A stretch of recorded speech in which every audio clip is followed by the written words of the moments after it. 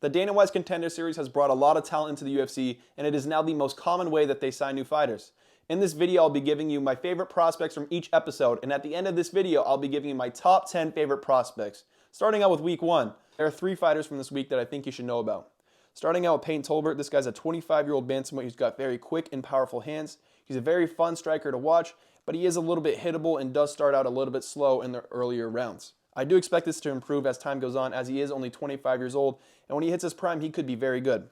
Another fighter to look out for is Cesar Almeida. He's a 35-year-old middleweight, and he's a former Glory kickboxer and holds a win over Alex Pereira. He's got a very good chin and very good striking fundamentals as well, and he showed to have pretty good grappling defense in his Dana White's Contender Series fight.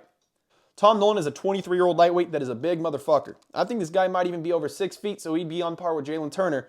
But this guy is very powerful and scored a massive first-round KO on his Dana White's Contender Series fight, so he easily got that contract. This guy looks to be very athletic. He's got some very quick hands.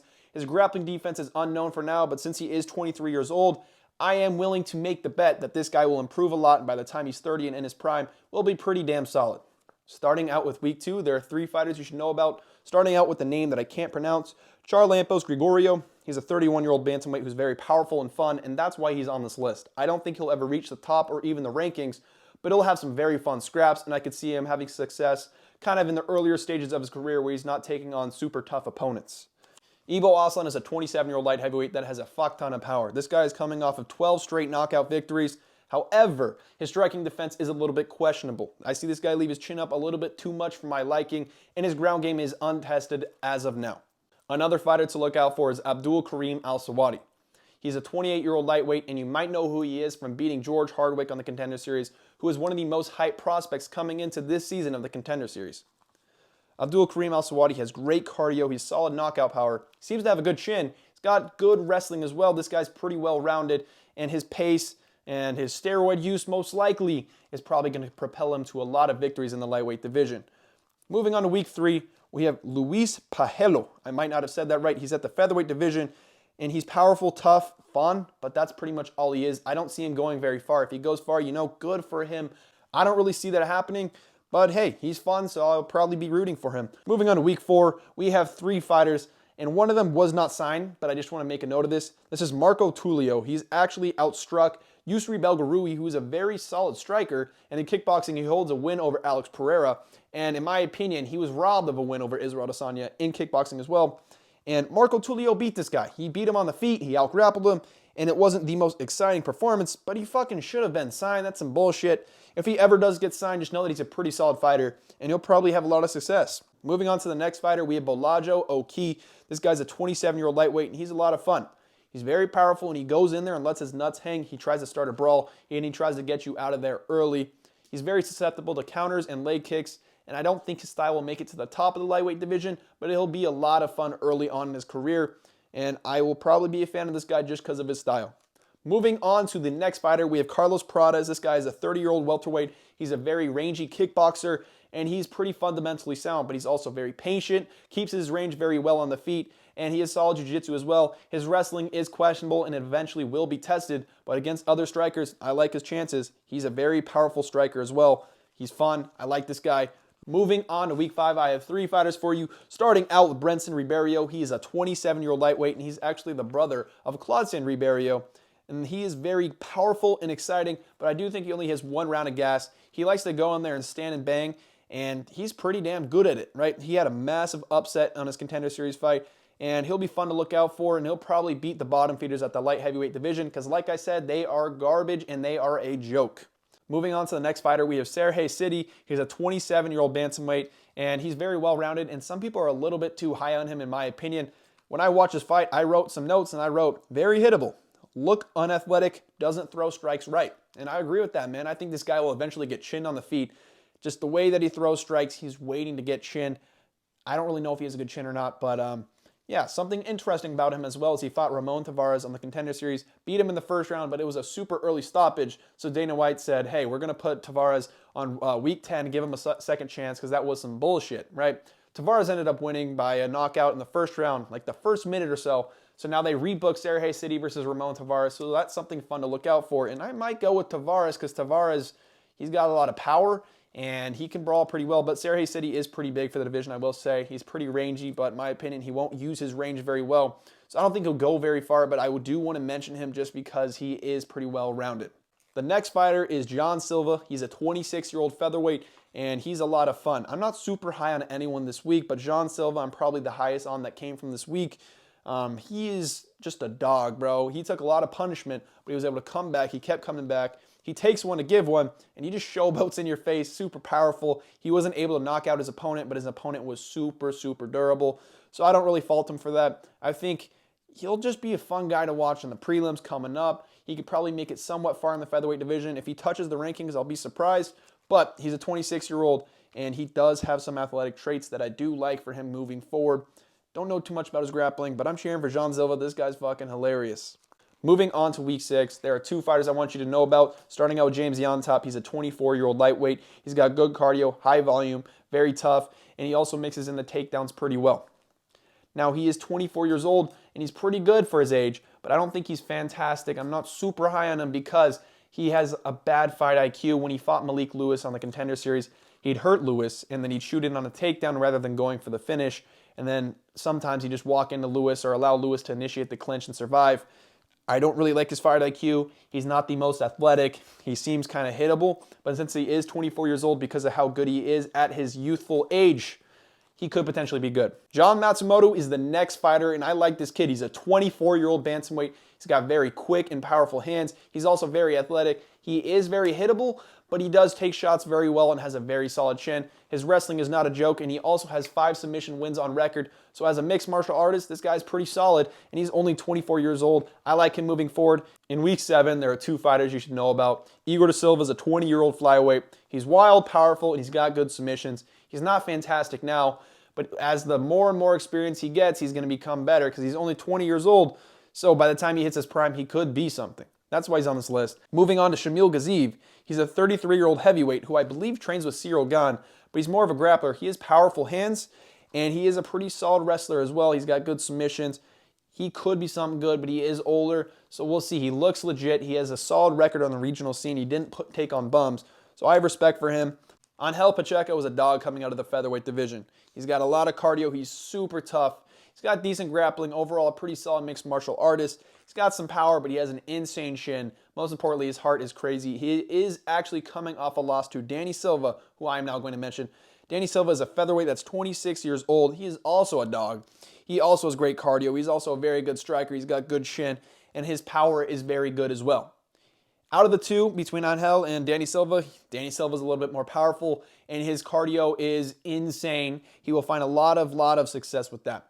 Both of these guys, I think, will do pretty decent work in the featherweight division. I trust Danny Silva a little bit more going forward, but Angel Pacheco, this kid is awesome. I'm going to be cheering for him going forward, and Danny Silva as well.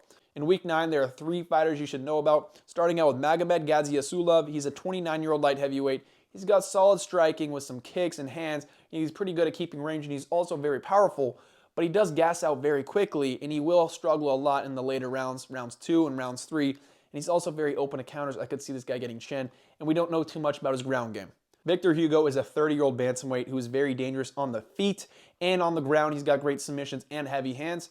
His Contender Series fight wasn't super impressive, but in my opinion, that wasn't the best showcase of him because I've been getting to watch some of his fight because he does have a fight coming up in about a week at UFC Sao Paulo, I believe. So I've been watching some film for that, and he is a little bit more impressive than I thought he was originally. He's a solid fighter. I can see having some success in the bantamweight division.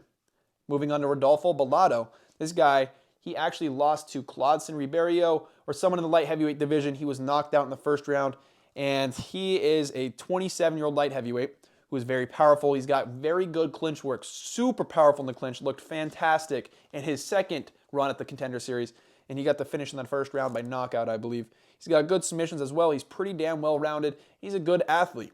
In week 10, there are 4 fighters you should know about, starting out with Ramon Tavares. This guy is a very quick and powerful striker. He's very good in the pocket, and he is also a very fast starter. He likes the brawling exchanges, and that's how he won his last fight by a first-round knockout in the first minute or so. And something interesting to note about him is this was his second fight on the Contender Series this year, because in his first fight this year, he was knocked out in the first round by Sergey City, who I mentioned earlier in this video.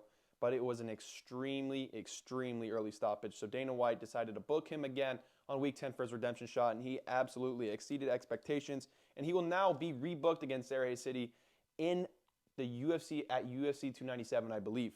Not entirely sure if it's 297, but I believe it is. That's a fight I'm looking forward to, and I might even pick him in that matchup. Lucas Roja is a 23-year-old bantamweight that you should know as well. He gets taken down a lot, but he is able to get back up to the feet, and he is very powerful striking. He also has very solid submissions as well. As a 23-year-old, I had to put him on this list, even though there is a massive hole in his game. Moving on to Markel Medeiros. This guy is a 26-year-old lightweight, and I like this guy, man. He's got very good grappling defense. He faced a very game wrestler. He was able to stuff the takedowns, stalk down his opponent, and eventually find the knockout against the cage. This guy has very good feints. He's patient. He doesn't rush the knockout, and I like his hands. I do think that he can have some success. It is at the lightweight division, so we'll see how far he goes, but overall, he looked fantastic on the Contender Series. Moving on to Andre Lima. Andre Lima is a very technical and powerful fighter. He, I believe, was a Muay Thai and kickboxing champion in Brazil. This guy is a flyweight, by the way, and I believe he is 24 years old. Super young. I was very impressed by him. Maybe not in this performance, but I've actually gotten to watch some other film of him outside of the Contender Series, and he looked good, man. He's also a brown belt in jiu-jitsu. His wrestling defense, it's a little bit questionable, but he has shown that he can stuff some takedowns. He will continue to improve. This guy has a very good mentality, and something to note is that he has fought, I believe, 6 times in the last year. This guy is a dog, and by the way, I think his record's 6-0. So he started fighting MMA like a year ago, and he's just fought nonstop, got finished or unanimous decision. This guy's been very, very impressive. I do believe in him a lot, and he would be in more entertaining fights if his opponent wasn't running away from him. His Contender Series fight wasn't super impressive, but I don't fault that on him. He seems to be a very good fighter, and I do believe in him going forward. Moving on to my top 10 favorite fighters from the Contender Series this season, starting out with number 10, Cesar Almeida. Cesar Almeida is a 35-year-old middleweight, and he started out with kickboxing and even holds a win over Alex Pereira. This guy's got a granite chin and a very fundamental striking style that I think will transition into MMA pretty damn well. In his Contender Series fight, he showed pretty solid takedown defense. Not perfect, but it will continue to improve. He is green to MMA, so expect improvements to come. And I will be picking him against Christian Leroy Duncan, who he is fighting on the Paul vs. Craig fight night. And be on the lookout because he may open as an underdog. Moving on to number 9, which is Shamil Gaziev out of the heavyweight division. He's a 33-year-old, and I believe he did train with Cyril Gane, if I'm not mistaken. But he is a grappler who has pretty solid submissions, very good top control. He has power in the hands, but he doesn't like to strike too much. I think this guy, with his skill set, will be able to find his way into the heavyweight divisions. I don't think he'll become champ or maybe one of the top dogs, but he will find success in the heavyweight division, and he will probably run through a lot of the bottom feeder competition. Moving on to number 8, we have Rodolfo Bellato. This guy is a 27-year-old light heavyweight who has very powerful hands. He's got a very good clinch game. He has good submissions as well. I don't know too much about his wrestling defense. I imagine it's not fantastic, but I will tell you this much. He is young. He is super athletic, and I do expect him to plow through the bottom of the light heavyweight division. And something to note that's interesting about him is he actually lost to either one of the Ribeiro or Petrino brothers on his first time in the Contender Series last year by first or second round knockout, but he looked so impressive in this matchup, I had to put him on this list, and I would not put him on this list if I did not believe in him. I think he could potentially touch the rankings or sit right outside of it if he continues to improve. He could go pretty damn high. Moving on to number 7, we have Markel Medeiros, who's a lightweight that's 26 years old. This guy's got very good wrestling defense. He's got very powerful hands as well. And he doesn't just like to get into these brawling exchanges. He actually sets up some nice feints. He likes to pressure you and eventually find the right shot. He's pretty patient, like I said, and he does have a lot of power. He has the athletic tools to become very good, but he is at a very tough decision, so it's really hard to just predict these guys to make the rankings. However, I think this guy's got a lot of potential. Only time will tell how good he can become. If he continues to improve his stand-up, this guy could be a monster of the lightweight division. Moving on to number 6, we have Danny Silva of the featherweight division. He's 26 years old, and he is a very quick and powerful striker. He's got a very good chin. He does get hit, but he tends to come out on top of these dogfights. His pace is insane. I really like that about him. Another thing to note is his takedown defense isn't horrible. It's existent, and it will continue to improve, and if that happens, I could see him touching the rankings. It's too early to say that he has champion potential, but I don't want to rule it past him. Moving on to number 5, who is Tom Nolan. He is a 23-year-old lightweight. This guy is massive. He is on Jalen Turner level size for the lightweight division, and he is a very, very powerful striker. He is very fun to watch. if this guy develops very good takedown defense, and I think there is a damn good chance because he is already in the UFC as a 23-year-old, then I think this guy has the potential to become a future champ just based off of his athletic traits alone. Not only is he big, he's super powerful and extremely athletic. I haven't seen too much of his ground game, but I'm willing to make the bet that the 23-year-old coming into the UFC will make massive improvements by the time his prime comes around. Moving on to number 4, we have Carlos Prates of the welterweight division. This guy's 30 years old. He's not super young, but the reason why I'm pretty high on him is because he is a very, very good striker. He's very rangy, loves to keep his range, and he is patient as well. He doesn't go in there starting out these brawls. He will be able to knock out a lot of these welterweights at the bottom. I could see him touching the rankings. His wrestling defense is definitely questionable, but he has good submissions as well. This guy's very dangerous everywhere. Please tune into this guy because he will be absolutely a fun time to watch, unless he's fighting a wrestler. So we'll see how that goes. If he develops good wrestling defense, he could be an absolute killer. Moving on to number 3, we have Abdul Karim Al-Sawadi. This guy is a 28-year-old lightweight, and he is a complete mixed martial artist. He tends to strike a lot because he has very powerful hands, and it pushes in extremely high pace. It seems like this guy will almost never gas out. This guy also mixes in the takedowns as well, and that's how he was able to beat a guy like George Hardwick on the Contender Series. If you don't know George Hardwick, he was one of these guys that was one of the most hyped prospects coming into the Contender Series this season, and he was not able to get started against Al-Sawadi because of the pace, because of all the power shots he was throwing, and because of the takedowns he mixed in as well. Karim Al-Sawadi is a guy I see beating the bottom feeder lightweights pretty confidently. I could see him probably within his career staying outside the lightweight rankings, maybe touching it at one point. I don't know if I view him as a future champ because I would have to see more out of him. But the reason why I rank him so highly at 3 is because the lightweight is such a tough division to reach the rankings, reach the top at, and I do have a lot of respect for his skill set. Moving on to number 2, we have Jean Matsumoto of the bantamweight division. This guy is a 24-year-old, and he's a very fun striker, but he's got good wrestling as well. Not fantastic, he's got solid wrestling. It will continue to improve. This guy is 24 years old. I'm going to bet on this guy's youth. He is very solid striking. He gets hit, but he is an absolute dog. He's got power in the hands. He is super quick, super athletic, and he has pretty decent submissions as well.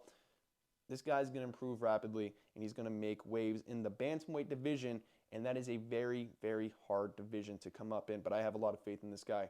Eventually, when he reaches his prime, he will be a guy to look out for. I see him reaching the rankings and potentially pretty high. This is a guy that could potentially become champion, along with the number 1 guy, who is Andre Lima out of the flyweight division. He's a 24-year-old, and you guys might have watched his performance and said, okay, yeah, this guy's cool. He'll make the UFC. Let's see what he does. But I've done some research outside of just the Contender Series performance, which wasn't that impressive, but I blame that on his opponent. His opponent was just running nonstop. His opponent wasn't trying anything new. Lima was able to keep it at range. He's a kickboxer and Muay Thai guy. I think he's a champion in Brazil in Muay Thai and kickboxing as well. He's got very nasty stand-up, and it's not one of these types of stand-up like a Blood Diamond or these other guys that just come out here, overextend, and are just waiting to get taken down. He actually is a style that I believe in that will transition very well into MMA. His wrestling defense isn't all the way there, but like some of these other younger guys on this list, I do trust that he will develop pretty solid takedown defense, and he's also already a brown belt. And like I mentioned earlier, this guy started fighting MMA fights like a year ago, and he's already 6-0, 7-0. He's extremely active, has a very good mentality, and will improve at a rapid pace. And with that being said, that's going to conclude this video. Thank you guys so much for watching. Please make sure to like and subscribe. And if you have any questions about this list, or you feel like I left anyone out, feel free to leave them down in the comment, and I will give you my opinions. As always, have a good one, and peace.